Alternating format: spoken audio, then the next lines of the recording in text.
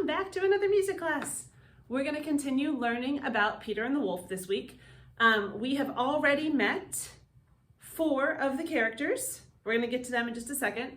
Today, we're going to meet one more. We're going to meet the grandfather, and he's represented by a really cool instrument called the bassoon. We're going to learn all about the bassoon.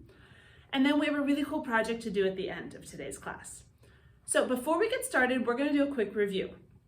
So I want to see if you remember all of the instruments we've already learned, and all the characters, and all the themes. So I hope you've been paying attention. Right now, I want your teacher to pause the video, and you're going to pass out to each kid one each of these 4 characters on a stick. So we've got Peter, the cat, the bird, and the duck. And also, one of each of the instruments we've already talked about, which are the flute, the clarinet, the violin, and the oboe. So pause now and make sure every kid gets each instrument and each animal character that we've already talked about. Okay, so now you're all set. Everybody should have 8 different cards on a stick. You have 4 with instruments and 4 with characters. Okay, we're going to use these because we're going to listen to each theme. And while you're listening to the theme, I want you to decide what character it is and what instrument goes with that character. So I want to see if you can remember each one, okay? So here comes the first one. Get ready to listen, and you're going to hold up the instrument and the character as soon as you know what they are, and you're going to check.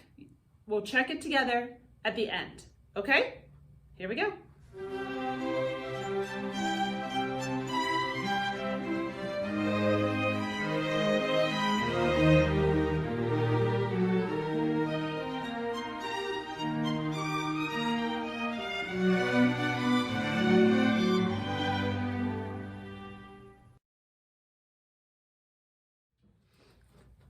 All right, that first one should have been an easy one for you. It was the very first theme that we learned, and it was Peter's theme. And Peter's theme is represented by none other than the violin. So if you held up Peter and the violin, you did an excellent job. All right, let's listen for the next one.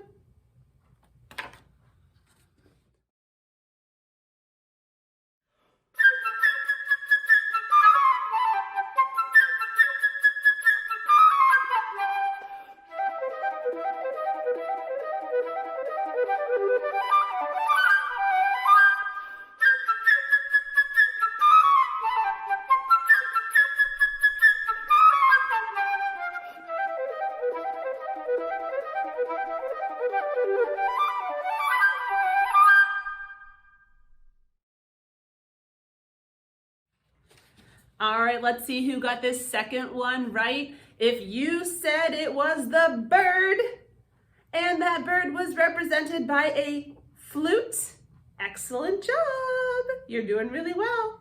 Let's do the third one.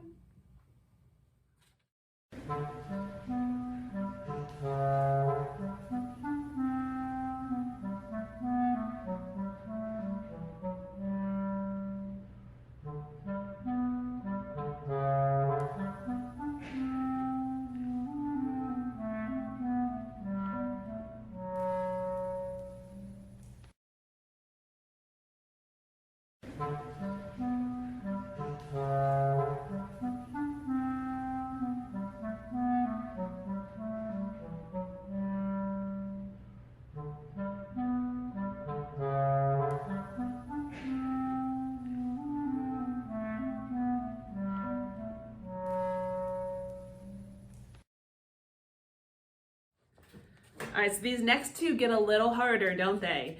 The 2 instruments we have left sound very similar. So I want to see if you can remember what they were. This theme you just listened to was representative of the cat. And the cat is played on the clarinet. I hope you guys got it right. If you've been paying attention and getting them all right, then you should know what our next character and instrument are. But just in case, let's listen anyway.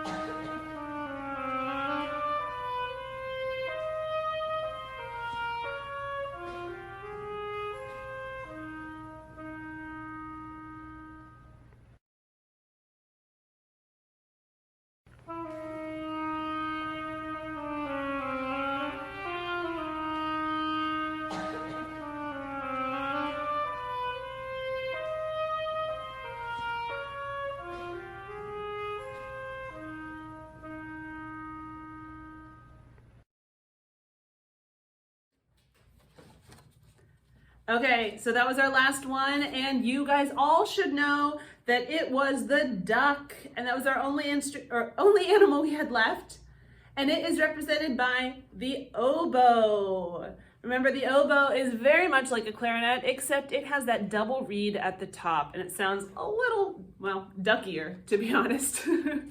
I hope you all got them all right, and I hope you're ready to learn about our next character. So let's get ready to listen for the very first time to the grandfather theme. So like I said, this is played on a bassoon, which is a deep, big instrument. We're gonna learn all about it, but right now I just want you to listen to the grandfather theme, and I want you to think about, does this sound like a happy grandfather, or does it sound like a grumpy old man? All right, enjoy.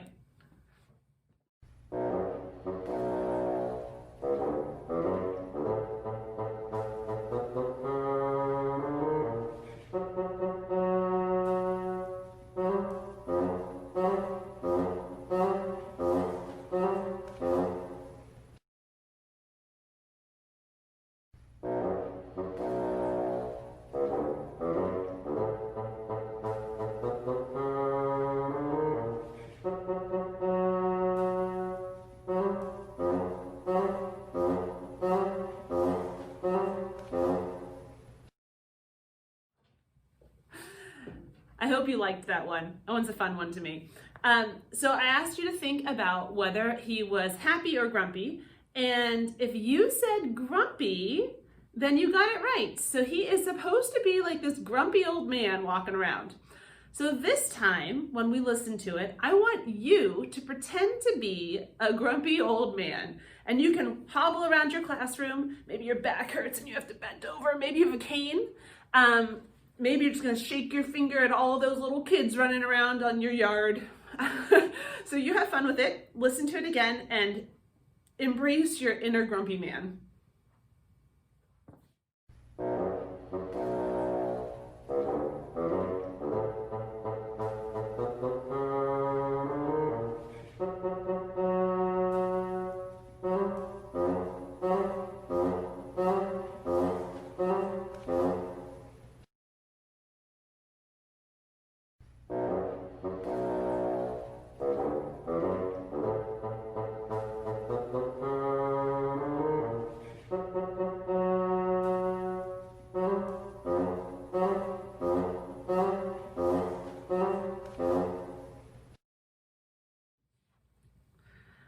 All right, so now that you're very familiar with what the grandfather's theme sounds like, let's learn a little bit more about the instrument that makes that theme, called the bassoon.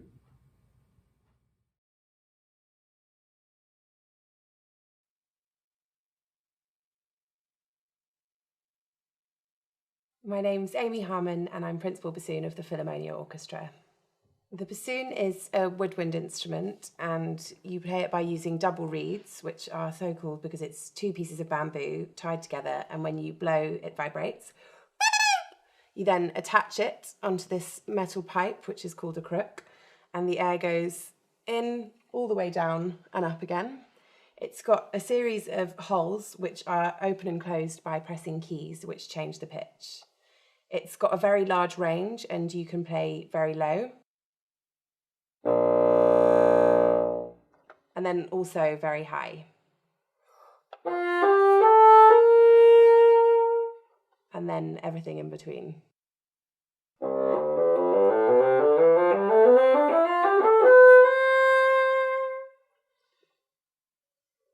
I make my reeds myself out of bamboo cane that you buy from France, and you can make a lot of them and have absolutely none that work, which is probably the worst part of being a bassoonist, because it completely depends on the piece of wood. And when you have a good one, it's a very good day. You control the reed with a combination of the muscles around your mouth and with air that you blow from your diaphragm. And also you put your tongue against it to make an articulation. So if you hit your tongue against it quite hard, you get quite a loud attack. Or you can do a softer one. You can, if you have to play very fast, you can do something called double tonguing, which is where you make a D noise and then a G noise within your mouth, like dugga dugga dugga dugga da, and you do that against the reed, and it sounds like this. The bassoon is quite often in unison with the clarinet, which is really nice. I think there's a really nice blend of colours when you play with the clarinet. And also quite often you'll be the bottom of the chord if all the woodwinds are playing, and with the flute being at the top. A lot of the colours that you get out of playing the bassoon is with the air, with a faster airflow or a slower airflow, or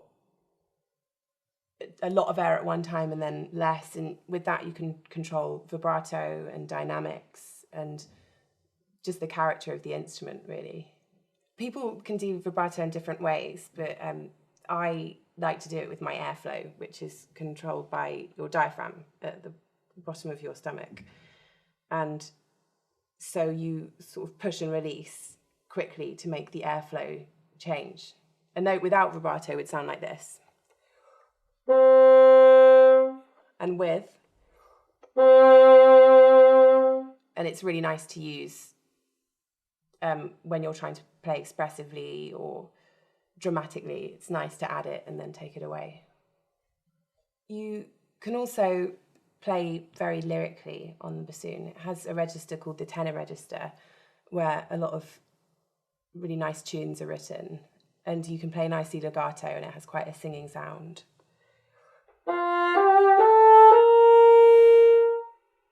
Early bassoon parts quite often were doubling the cellos or the double basses to play the bass lines, and you very rarely got a good tune. But as time's gone on, more composers have given it a much more leading role. For example, Stravinsky starting The Rite of Spring with that very high solo, or Mozart using the bassoon in a lot of arias in his operas.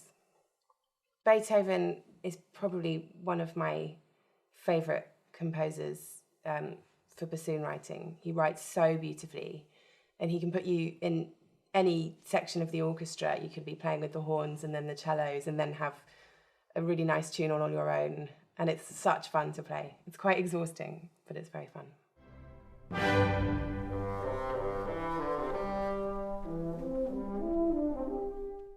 Berlioz writes really fantastic bassoon parts, and one of his favourite things to do is have a lot of bassoons playing in unison, which hadn't really been done before that time. There's a particularly good bit in the March to the Scaffold in the Symphonie Fantastique where there's four of us all playing the same tune, which starts a bit like this.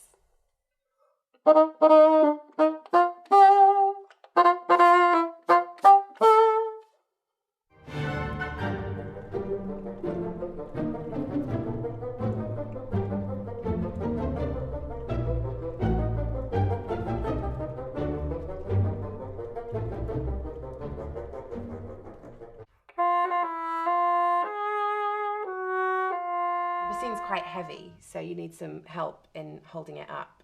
I personally like to use a strap that I sit on and then hook onto the bottom, which is called a seat strap. You can also have slings that go around your neck and some around your back to help you hold it. Bassoons are made of maple, usually, and then covered in silver keys, silver or nickel plated, and the crook can be all sorts of things. You can have silver or platinum or even solid gold, depending on your bank balance. The bassoon is such a cool instrument, isn't it? It's so unique. It has that double reed like the oboe, but in all other ways it's very different. has that long stem and it's so big, isn't it? And it makes such a cool sound. And I think it's really the perfect instrument to represent the grandfather. So we're gonna listen to it one more time, and I hope you brought your imaginary bassoons with you today because we're going to use them to play along. Here we go.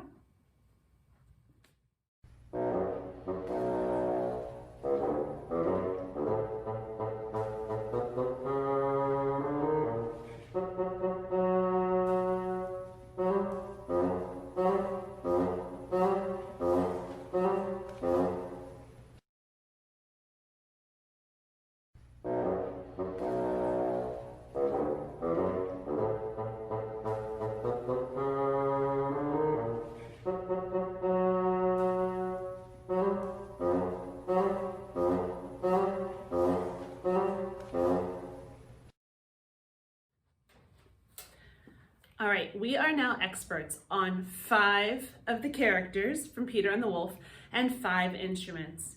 And today we're gonna do a really cool project. You guys are gonna get to make your own instrument. We are going to make straw oboes.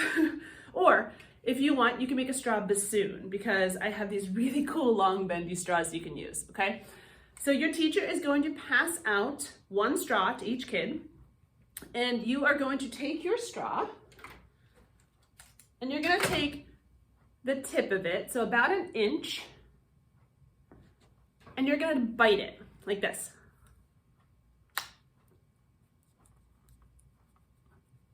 And you're gonna move it back and forth in your teeth, and your goal is to flatten out the tip. Actually, we're gonna need to get a little flatter than that.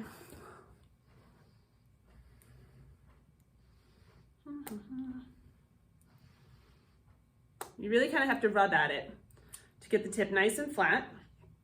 You want it to be, let's see if you can see that, maybe even a little flatter than that. Okay, so you just keep on rubbing it with your teeth until it gets nice and flat. Once you have your straw nice and flat, you're gonna take your scissors and you are going to trim the tip of it. So as you can see, I have my regular straw there, and I'm gonna trim just a little bit off of one side, like that. And then we're gonna trim a little bit off the other side so it comes to a point, okay? And you want your point to be about like this. You don't want it to be too long or too short, otherwise you're not gonna get a sound out of it, okay? Once you are done trimming it, you're going to take the ends and fold it down one direction and then fold it right back the other way. That's just gonna help get the 2 ends of your straw closer. Now this is gonna act as our double reed. And once you're done doing that, you're going to place your lips right behind where the cut is, and you're gonna blow hard into it. And it should vibrate and you should be able to get a sound. So this would be like a straw oboe. And this one, with my long bendy straw, I'm pretending is my straw bassoon. Hold on, it was working a second ago.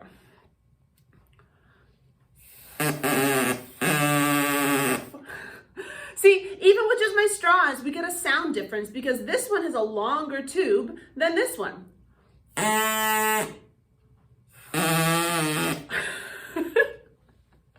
Now, because of COVID, I want to make sure that anytime you are playing your straws, you are sitting at your desk and you have your barrier around you so that you're not going to blow your germs on any of your friends.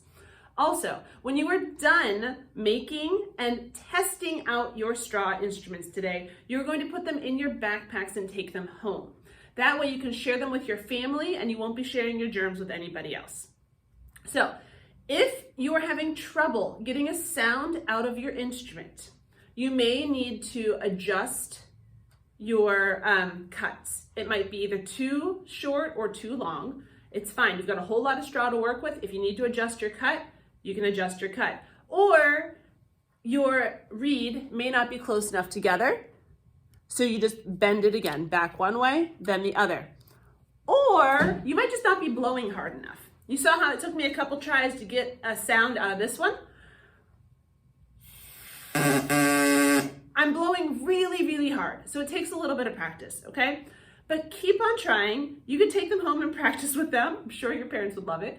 But it's just a fun way to show how the vibrations on even our makeshift straw reed are enough to produce a sound. And if you take that idea and you extrapolate it and make it into a real instrument, that's exactly how they work. Now, we don't have keys to change the notes, but if we had holes in our straw, you bet we would be able to change the sound that came out of here because we're just shortening or lengthening the tube by adding those holes. We're not doing that today. This is just an example to show you how it would work. So I want you to try it out, have fun. Like I said, make sure you are away from your friends so that we're not blowing germs on each other. And as soon as you are done, these go in your backpacks and you take them home to play with there. Okay? I really hope you've had fun learning about our first 5 characters in Peter and the Wolf. Next week, we are going to continue. We still have a couple more characters to learn about and a couple more instruments to learn about. So we're going to keep learning. And then at the very end of our lesson, we're going to get to listen to the entire production of Peter and the Wolf so you can see how all the pieces fit together. All right, I'll see you guys next time. Bye.